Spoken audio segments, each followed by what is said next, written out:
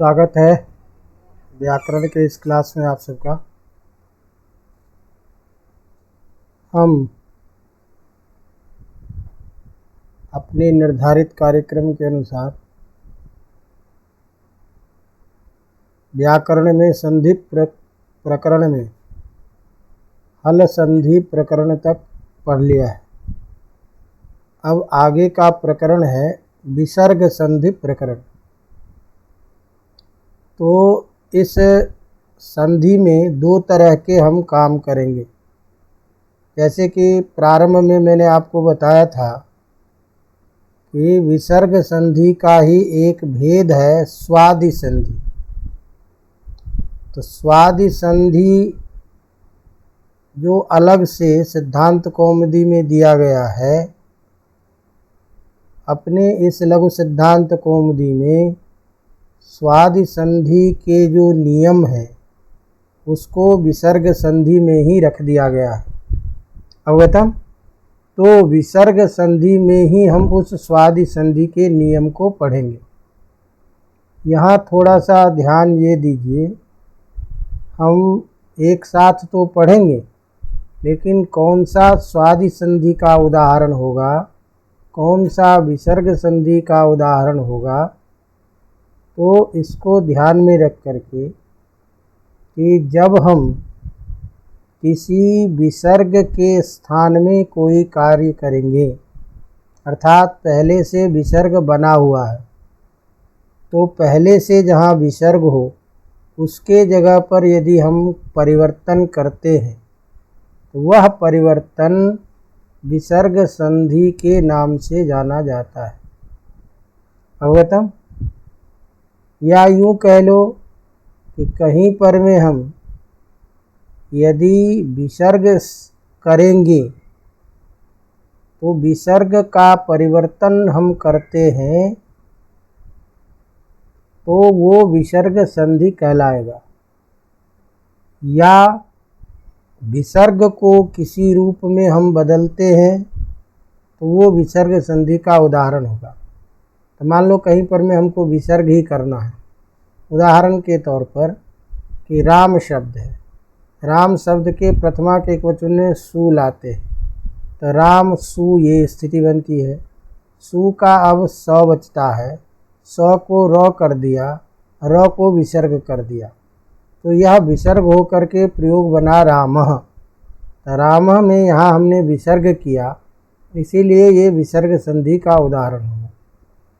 अब एक चीज़ है कि विसर्ग को होने के बाद यदि हम उस विसर्ग को स में बदल देते हैं किसी नियम से, तो वह जो बदला हुआ जो स है वह विसर्ग को किए है, इसीलिए ये भी उदाहरण विसर्ग संधि में आता है।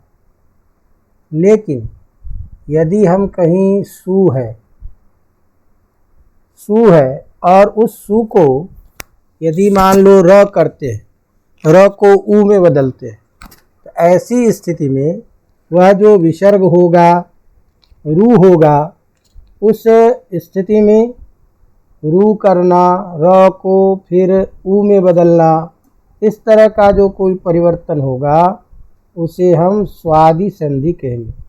तो सु आदि बराबर स्वादि, मैंने स परिवर्तन करके कहीं स को हम र में कर दें, कहीं र को य में करेंगे, कहीं र को उ में करेंगे, इस तरह के जो परिवर्तन होंगे वह भी स्वादि संधि के अंतर्गत आते हैं।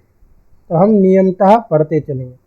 अपने को तो यहाँ पर में जिस सूत्र से जो विधेय काम होता है और जो उदाहरण है इसको ध्यान में रख करके अपने को चलना। अवगतम? तो पहली बात हम तो ये करते हैं कि पहले कहीं विसर्ग है तो उस विसर्ग को हम क्या बदलेंगे, किस कंडीशन में बदलेंगे। तो उसके लिए पहला सूत्र आ गया विसर्जनीयस्य सह। एक चीज़ ध्यान रखना, व्याकरण में विसर्ग को हम विसर्जनीय के नाम से जानते हैं। तो जब भी हम विसर्जनीय बोलेंगे इसका मतलब अपने को समझना है विसर्ग का वर्ण।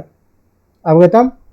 तो यह जो विसर्ग का वर्ण होगा उसको हम बदलने जा रहे हैं अभी। उसको बदलने के लिए पहला सूत्र है विसर्जनीयस्य सह। क्या नियम है? विसर्जनीयस्य सह। तो विसर्जनीयस्य ये जो है विसर्ग का रूप है, विसर्ग के लिए कहा गया है। और विसर्जनीयस्य में विभक्ति कौन सी है? षष्ठी। तो षष्ठी होने से अर्थ क्या करते हैं? उसके स्थान में। तो विसर्ग के स्थान में ये स्थिति बनेगी। अवगतम? तो विसर्जनीयस्य का अर्थ क्या हुआ?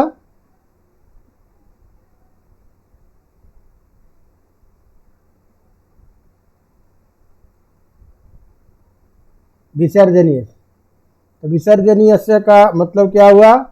विसर्ग के स्थान में। विसर्जनीयस्य का मतलब विसर्ग के स्थान में।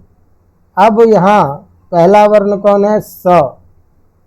तो स जो है ये विधेय पद है, तो इसका मतलब स आदेश होगा। तो अर्थ हो जाएगा विसर्जनीयस्य मैंने विसर्ग के स्थान में स होता है। अवगतम? कहाँ स होता है? कहाँ स होता है? तो उसके बाद में क्या ध्यान रखना है कि कंडीशन दे रहा है, जो कंडीशन इस सूत्र में नहीं है।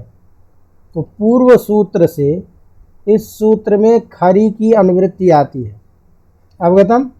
अब ध्यान दो, खरी की अनुवृत्ति आएगी तो विसर्जनीयस्य सह के साथ में क्या जुड़ जाएगा? खड़ी। तो अब सूत्र का स्वरूप जो होगा, एक होगा विसर्जनीयस्य, ये स्थिति होगी।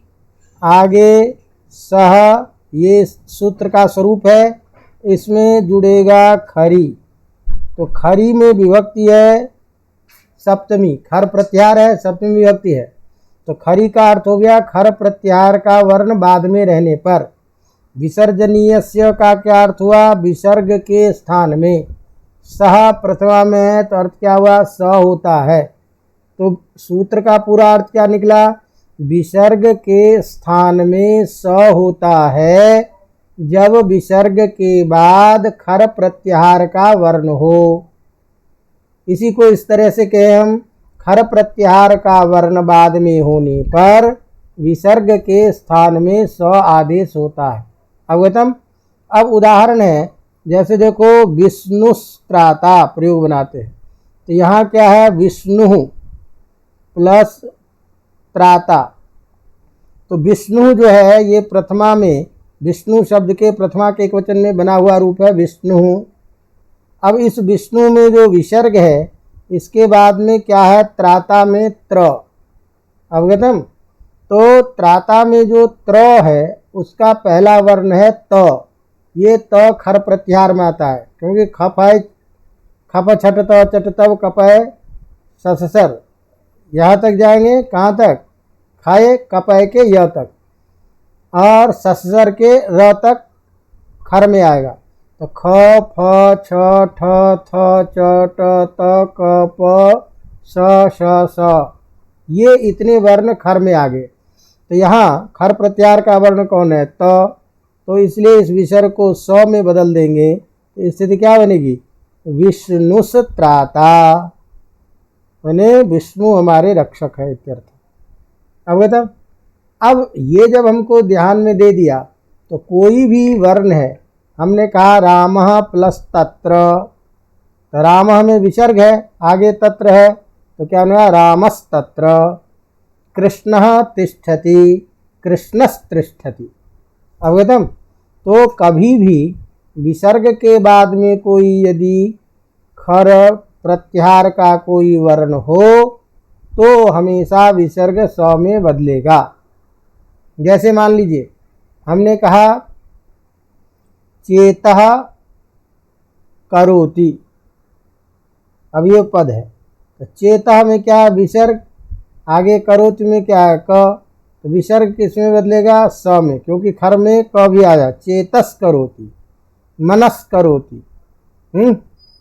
इस तरह से कोई भी विसर्ग में जब वर्ण रहेगा उस विसर्ग को हम स में बदलेंगे। पहली कंडीशन कब? खर परे रहने पर।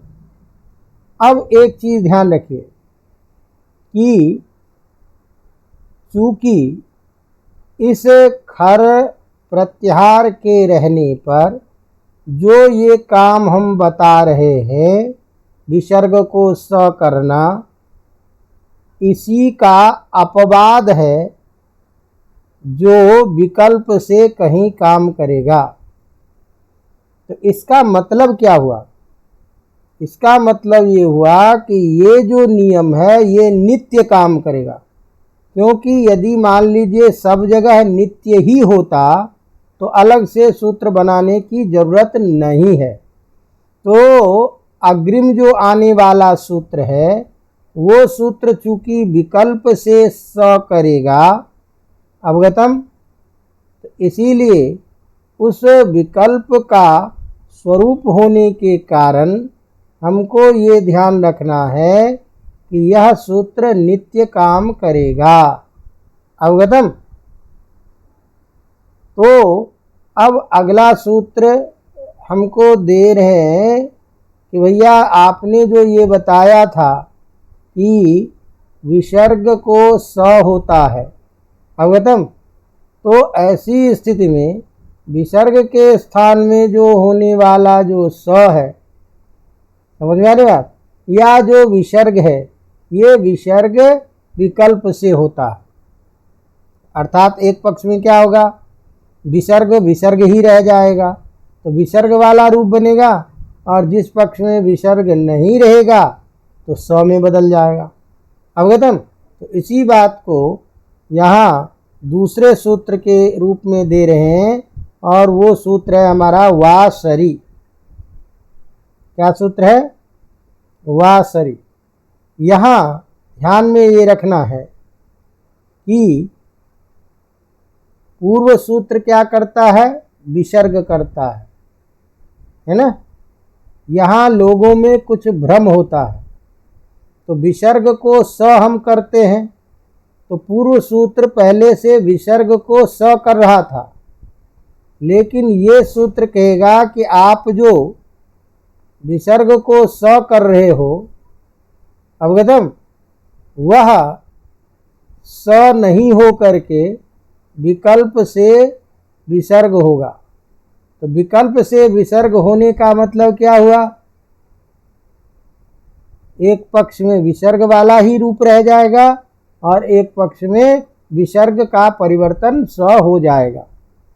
अवगतम। तो यहाँ ध्यान रखना है कि शरी में विभक्ति कौन सी है?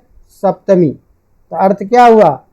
शर प्रत्याहार का वर्ण बाद में रहने पर। अवगतम। क्या हो? तो ये कुछ भी इसमें नहीं है, बल्कि केवल शब्द है वा, मैंने विकल्प से होता है। अब विकल्प से क्या होता है? तो विकल्प से विसर्ग को विसर्ग होता है। ये विशेष बात इसमें ध्यान रखना। अर्थात जो विसर्ग पहले सूत्र से स में बदल रहा था हमेशा, अब वो स में नहीं बदल करके विसर्ग को विसर्ग ही रखेंगे। अवगतम। इसीलिए इस सूत्र का अर्थ है कि शर प्रत्याहार का वर्ण बाद में होने पर, शर प्रत्याहार का वर्ण बाद में होने पर विसर्ग को विकल्प से विसर्ग होता है। विसर्ग को विकल्प से विसर्ग होता है। अवगतम। तो इसका मतलब क्या हुआ? यदि ये विकल्प विधान नहीं करते तो पूर्व सूत्र से हमेशा क्या होता? स ही होता। अवगतम। कंडीशन क्या है? शर प्रत्याहार होने पर। शर प्रत्याहार कहाँ से कहाँ तक बनाएंगे? शस के श से लेकर के ससर के र तक, उसी सूत्र के र तक। तो ससर में 3 वर्ण आ गया, मैंने श श स। ये 3 वर्ण यदि बाद में है तो विसर्ग को एक पक्ष में विसर्ग होगा और एक पक्ष में फिर सत्व हो जाएगा विसर्जनीय स से। अवगतम। तो जैसे उदाहरण के तौर पर देखो प्रयोग क्या है, हरि धन शेते। ये इसलिए यहाँ मैं जोर दे रहा हूँ इस पे, क्योंकि इसका अर्थ जब करते हैं लोग तो सामान्य रूप से कहते हैं कि वे पूर्व सूत्र से विसर्ग को स होता है, तो यहाँ अर्थ करते समय कर देंगे कि विसर्ग को पूर्व से विकल्प से सत्व होता है। तो विकल्प से सत्व नहीं करता ये सूत्र, ये सूत्र विसर्ग को विकल्प से विसर्ग करता है, ये ध्यान रखने की है जरूरत। अवगतम। तो अब जैसे देखो हरि आगे सेते है, तो हरि में क्या हो गया विसर्ग, आगे क्या है सेते में स। तो जिस पक्ष में ये विसर्ग को विसर्ग ही रखेगा तो यही रूप रहेगा, कोई परिवर्तन नहीं होगा। और जिस पक्ष में ये सूत्र विसर्ग को विसर्ग नहीं करेगा तो सामान्य जो नियम है विसर्जनीय से सह, उस सूत्र से क्या होगा, विसर्ग स में बदल जाएगा। तो उस स्थिति क्या बनेगी, हरि स धन शेते, ये स्थिति बनेगी। अवगतम। लेकिन इस सेते के बनने के बाद अब आप पूर्व में सूत्र नियम पढ़े हैं वो जरा याद कीजिए। स्तोश्चुनाशु सूत्र पढ़े। स्तोश्चुनाशु सूत्र क्या कहा था कि स का यदि योग हो तो स के स्थान में श होता है, तो ये जो स है ये तालव्य में बदल जाएगा, तो स्थिति क्या बनेगी, हरिष्येते। अवगतम। तो ये भी रूप सही है और ये भी रूप सही है, हरिष्येते भी रूप बनेगा और हरिष्येते भी रूप बनेगा। लेकिन हमको यहाँ ध्यान क्या रखना है, दिखाई तो देगा डबल स, लेकिन डबल स जो है पूर्व में श किस कारण हुआ है, स्तुत हुआ है। तो यहाँ 2 काम हुआ है, एक विसर्ग को स में जब बदल दिया तो आगे स होने के कारण ये क्या हुआ, स्तोश्चुनाशु से स्तुत होकर के क्या बन गया, हरिष्येते। इसी तरह से हम रामस्येते भी बना सकते हैं, रामस्येते भी बनेगा, दोनों बनेगा। अवगतम। इसी तरह से हमने कहा मनः स्थिरम, मनः स्थिरम, और दूसरे पक्ष में क्या बन जाएगा, मनस्थिरम, स को स हो जाएगा। अवगतम। तो जहाँ कहीं भी शर प्रत्याहार का वर्ण होगा, मैंने श श स तीनों वर्ण में से कोई भी वर्ण होगा तो उसको हम स को श में बदल देंगे, कर लेंगे। तो मूलतः विसर्ग संधि का ये 2 ही रूप या 2 ही सूत्र इस प्रकरण में है। अब जो हम सारे प्रयोग पढ़ेंगे आगे वो अलग से स्वादि संधि के अंतर्गत आता है, लेकिन अपने को परीक्षा में यदि पूछेगा उन उदाहरणों में भी कि कौन सी संधि है तो अपन विसर्ग संधि ही बताएंगे, क्योंकि विसर्ग संधि में हम ये सारी चीजें पढ़ रहे हैं। अवगतम। कर लेंगे। तो चलिए अब ये एक प्रसंग समाप्त होता है। अब हमको काम क्या करना है कि जो कहीं अभी विसर्ग नहीं है, अवगतम, तो विसर्ग होता कहाँ है, र के जगह। विसर्ग होता कहाँ है, र के जगह। अब आपको मैं पहले विसर्ग का ज्ञान करा दूं, उसके बाद में हम चर्चा आगे करेंगे। एक नियम है हमारे पास,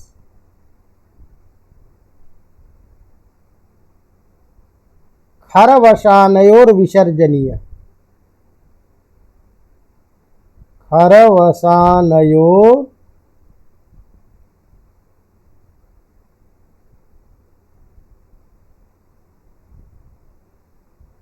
विसर्जनीय, ये सूत्र है। खरवशानयोर विसर्जनीय, ये जो सूत्र है, ये सूत्र कहता है कि खरी अवसानी च रेफस्य विसर्गः। क्या, खरी अवसानी,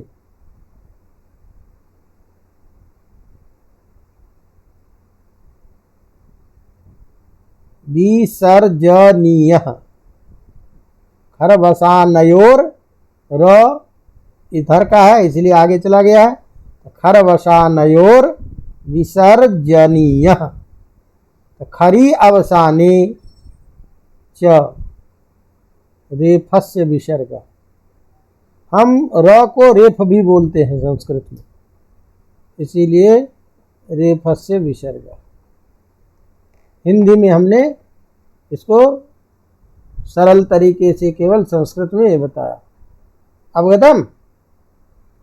तो इस सूत्र का ध्यान रखिए हमेशा। इस सूत्र का मतलब होता है कि र के स्थान में विसर्ग होगा। कब होगा?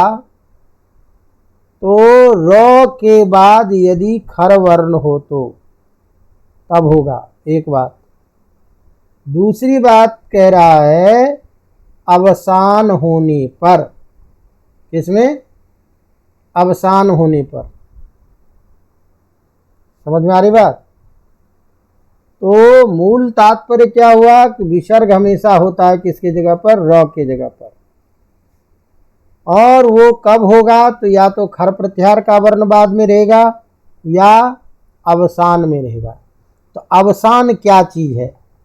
तो व्याकरण में देखो अवसान संज्ञा होती है। मैंने कहा था कि संज्ञा प्रकरण के अतिरिक्त भी और भी संज्ञाएं होती है जिसकी चर्चा हम यथासमय करेंगे। तो व्याकरण में एक संज्ञा विशेष है अवसान संज्ञा, और अवसान संज्ञा करने वाला सूत्र है विरामो अवसानम।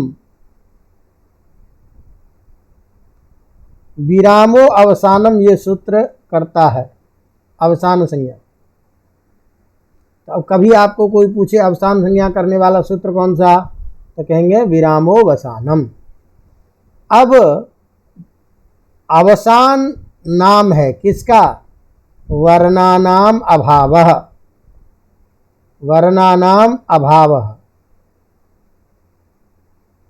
अर्थात जिसके बाद कोई वर्ण न हो। जिसके बाद कोई वर्ण न हो उसको हम बोलते हैं अवसान, अर्थात समाप्ति कह लो। हिंदी में भी हम पढ़ते हैं दिवस का अवसान समीप था, गगन था कुछ लोहित हो चला। तो अवसान कहते हैं समाप्ति को। तो जिसके बाद कोई वर्ण न रहे उसे हम क्या कहेंगे? अवसान।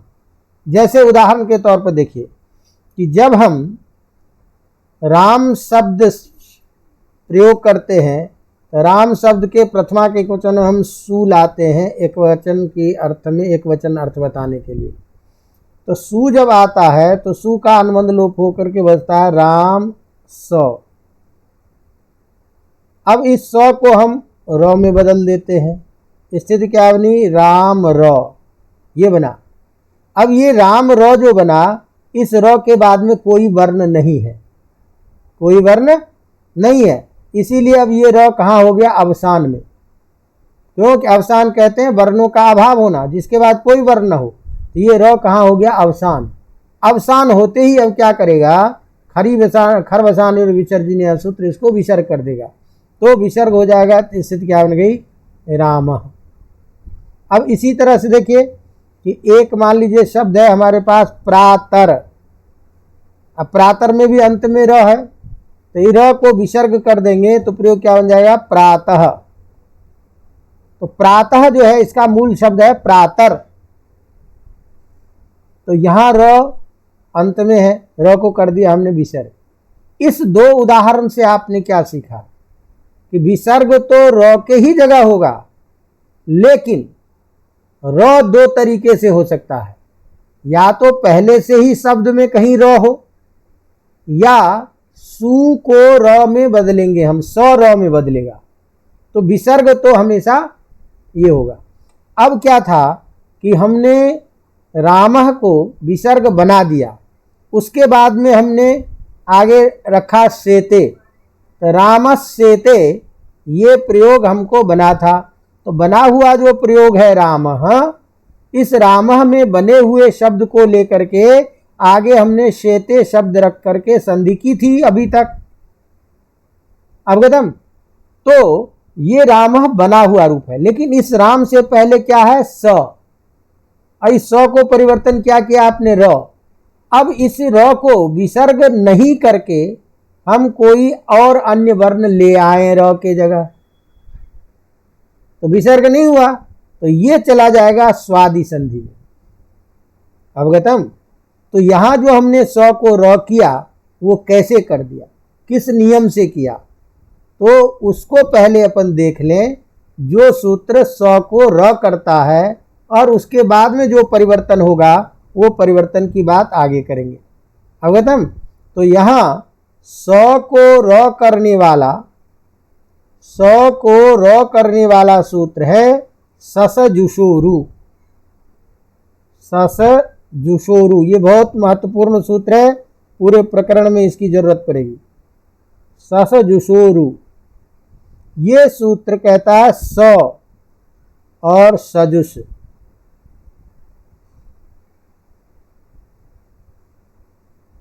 का स। ध्यान दीजिए, एक है स और एक है सजुष। तो ये जो स है, इस स के स्थान में हमको र करना, और एक सजुष शब्द का जो ये षटकोण वाला स है, इसको भी र करता है। अवगतम। अब ये जो पूर्व में जो स कहा गया है, ये विशेषण है पद का। समझ में आ रहा है? किसका विशेषण है? पद का।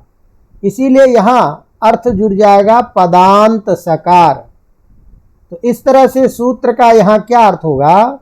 सजुषोरु का अर्थ कि पदांत सकार के स्थान में, पदांत सकार के स्थान में, और इसी के साथ सजुष के स के स्थान में रू होता है। रू का मतलब र होता है। तो पदांत सकार के स्थान में और सजुष के श के स्थान में र होता है। तो सजुष वाले उदाहरण की अभी जरूरत नहीं है, उसका प्रयोग बनता है सजुर्भ्याम इत्यादि रूप बनता है अलग। हमें यहाँ मूल ध्यान में ये रखना है कि किसी भी पद के अंत में यदि स दिखाई दे तो सबसे पहले उसका जो परिवर्तन होगा वो र में होगा। अवगतम। समझ में आ रही बात? तो सबसे पहला परिवर्तन क्या होगा? र। अवगतम। कर लेंगे। अब ध्यान दीजिए यहां कि र करने वाला सूत्र तो हमको ध्यान में आ गया। अब हम इस र को अलग अलग काम करेंगे, र को अलग अलग काम करेंगे, ये हमको ध्यान में रखना। समझ में आ रही बात कि नहीं? तो पहले अब हम पढ़ने जा रहे हैं विशेष नियम। र का उ में परिवर्तन, र का उ में परिवर्तन, अर्थात र उ में बदलता है। र उ में बदलेगा।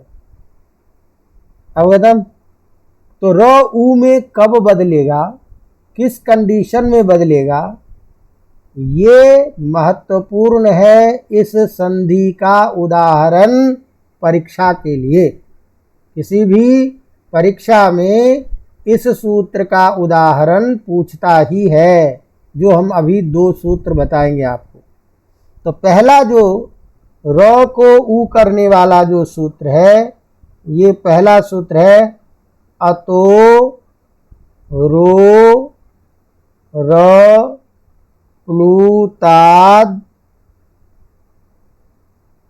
प्लुताद अप्लुते अप्लुते। किताब में सामने है इसलिए कोई दिक्कत नहीं। क्या सूत्र है? पहला अतो रो र प्लूता दप्लूते, ये सूत्र है।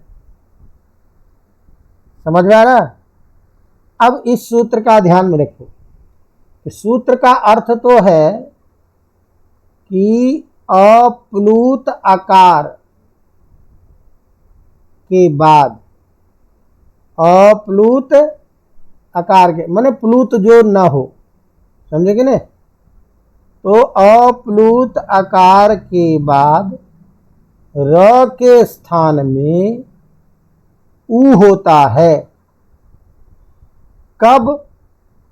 उसके लिए कहता अप्लूते अति, माने प्लूत से भिन्न, वही अप्लूत आकार बाद में होने पर, अति माने आकार बाद में रहने पर। यहाँ अत में तपरकरण किया गया है, तो तपरकरण जो किया गया है तो केवल ह्रस्व आकार ही लिया जाएगा, ध्यान रखना, दीर्घ आकार नहीं लिया जाएगा। समझ में आ रही बात? तो दीर्घ आकार नहीं लिया जाएगा। तो हम भले ही सूत्र का अर्थ तो ये समझ लें कि अप्लूत अ के बाद र को ऊ होता है, जब र के बाद अप्लूत अ हो तो। समझ में आ रही बात?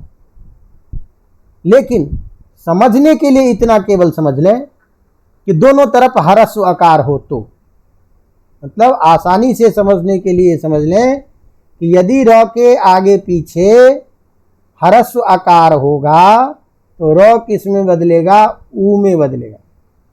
अवगतम? तो इस सूत्र के द्वारा जो निष्कर्ष अर्थ निकला कि मान लीजिए इधर अ है, इधर र है, इसके बाद फिर अ है, तो र किस में बदलेगा? ऊ में। ये इसकी स्थिति बनेगी। अब जरा ध्यान दीजिए, हमारी स्थिति है शिवस धन अर्च्यः, शिवस धन अर्च्यः, ये स्थिति है। अवगतम? तो यहाँ देखो शिवस में क्या है? स।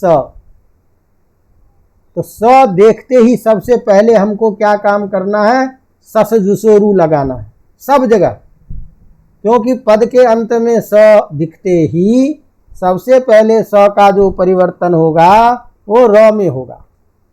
अवगतम? किस नियम से? सस जुषोरु। उसका अर्थ क्या है? पदांत सकार के स्थान में र होता है। कब? पदांत सकार के स्थान में र होता है। कब? या तो खर प्रत्याहार का वर्ण हो या अवसान हो। नहीं, पदांत सकार के स्थान में र होता है। तो पदांत स्थान कौन हो गया? शिवस में स, उस स को हम क्या कर देंगे? र। स्थिति क्या बन गई? शिवर। स्थिति क्या बनी? शिव र धन अर्च्यः, शिव र धन अर्च्य, ये बन गया। अब यहाँ र से पूर्व भी अ है कि नहीं है? र के बाद भी अ है कि नहीं है? दोनों तरफ अ है, तो नियम क्या लग जाएगा? अतो रोर प्लूताद प्लूते। अप्लुत अ के बाद र हो को ऊ होता है, अप्लुत अ बाद में होने पर इस र के जगह ऊ कर देंगे। स्थिति क्या बनी? शिव ऊ अर्च्यः। अब जरा दिमाग लगाइए, ये कठिन काम है लेकिन परिवर्तन थोड़ा समझना जरूरी है कि शिव ऊ अर्च्य, ये स्थिति बनी। अब वो में क्या है? अ, आगे क्या है? ऊ, और हमने नियम पढ़ा है अ ऊ बराबर ओ, गुण संधि। तो गुण संधि होगी तो अब हमारी स्थिति क्या बनेगी? यहाँ सी व ऊ अर्च्य ये बना है अपने पास अभी, तो इसको गुण कर देंगे तो स्थिति क्या बनेगी? शिवो प्लस अर्च्यः। लेकिन इतने से ही काम नहीं हुआ, आपको हमने एक सूत्र पढ़ाया था पूर्व रूप संधि, अत्संधि में, कि उसने कहा था कि यदि पदांत में ए ओ रहे और उसके बाद ह्रस्व आकार हो तो पूर्व रूप होता है, और नियम बताया था एंगः पदांता दति। तो यहाँ पद के अंत में कौन है? ओ, आगे क्या है? अ। तो यहाँ एंग का वर्ण ओ हो जाने के कारण और इसके बाद में ह्रस्व आकार होने के कारण ये अ पूर्व में बदलेगा। तो अ जब पूर्व में बदलेगा तो अ ओ बन जाएगा। अ ओ जब बन गया तो यहाँ अ को हमने बदला है, ये रूप दिखाने के लिए बीच में अवग्रह डाल देंगे और ये प्रयोग बनेगा शिवोर्च्यः। तो बीच की जो प्रक्रिया हम आपको बताए हैं उसकी जरूरत आपको परीक्षा में नहीं है, समझ में आ रही बात की नहीं। लेकिन परीक्षा में संधि विच्छेद इसका क्या होगा और बना रूप क्या है, ये दो चीजें तो ध्यान रखनी होगी। तो ध्यान ये रखना है कि हमारा इसका संधि विच्छेद है शिवस् अर्च्यः, ये तो संधि विच्छेद है और इसका रूप क्या बना है शिवोर्च्यः, अवगतम। लेकिन यदि मान लीजिए परीक्षा में अतोरोर प्लुताद प्लुते सूत्र पूछ दे और आपको कहे कि इसका सोदाहरण अर्थ लिखिए, अर्थ तो लिख देंगे कि भाई अप्लुत आकार के बाद र को उ होता है अप्लुत आकार बाद में रहने पर।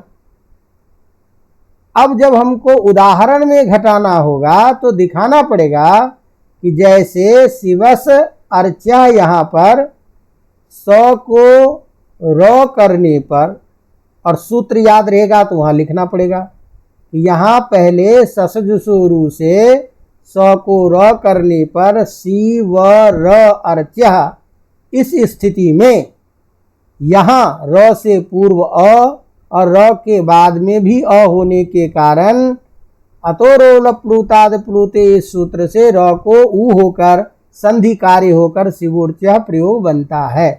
तो उदाहरण जो आप घटाएंगे उस समय में इसकी जरूरत पड़ेगी, अवगतम। इस तरह से शिवोर्च्यः। अब इसी को ध्यान में रख करके हम संधि विच्छेद यदि करना चाहें तो ध्यान दीजिए, तो आप उदाहरण ध्यान रखिए शिवोर्च्यः। इसी तरह का कोई रूप हमको दूसरा दिख जाए तो उसका भी संधि विच्छेद आपको इसी तरह से करना होगा। जैसे उदाहरण के तौर पर कि मैं आपको बताऊं कि उदाहरण के लिए आपने प्रयोग बनाया है कि हमने आपको उदाहरण दे दिया प्रथमोऽध्यायः, ये हमने आपको उदाहरण दिया। अब आपको हमने कहा कि इसका संधि विच्छेद कीजिए। तो प्रथमोध्याय को यदि हम संधि विच्छेद करेंगे तो यहाँ भी शिवोर्च्यः की तरह है कि नहीं स्थिति। तो शिवोर्च्यः को जैसे आपने संधि विच्छेद क्या किया था शिवस् धन अर्च्यः, इसी तरह से यहाँ हम अब संधि विच्छेद क्या करेंगे प्रथमस् प्लस अध्याय, प्रथमस् प्लस अध्याय।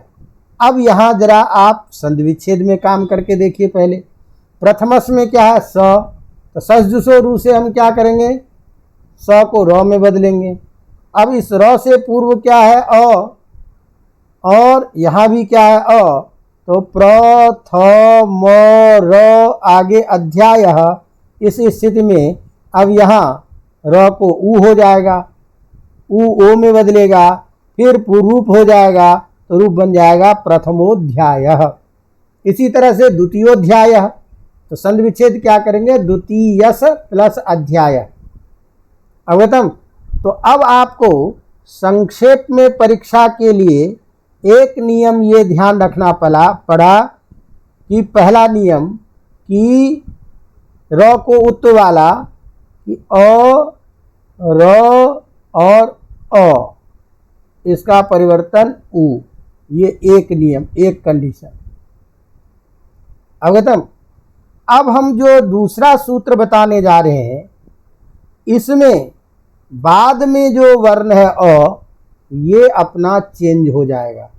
पूर्व में वही स्थिति रहेगी ह्रस्व आकार के बाद र और र के बाद फिर चेंज होगा वर्ण, अवगतम। तो उसको बताने के लिए दूसरा हमारे पास सूत्र है हसीच।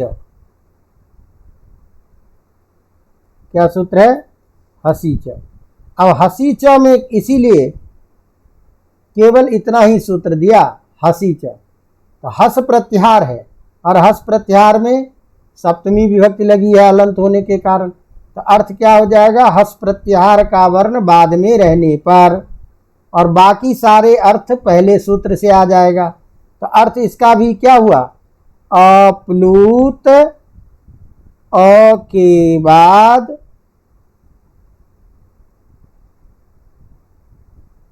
र को ऊ होता है,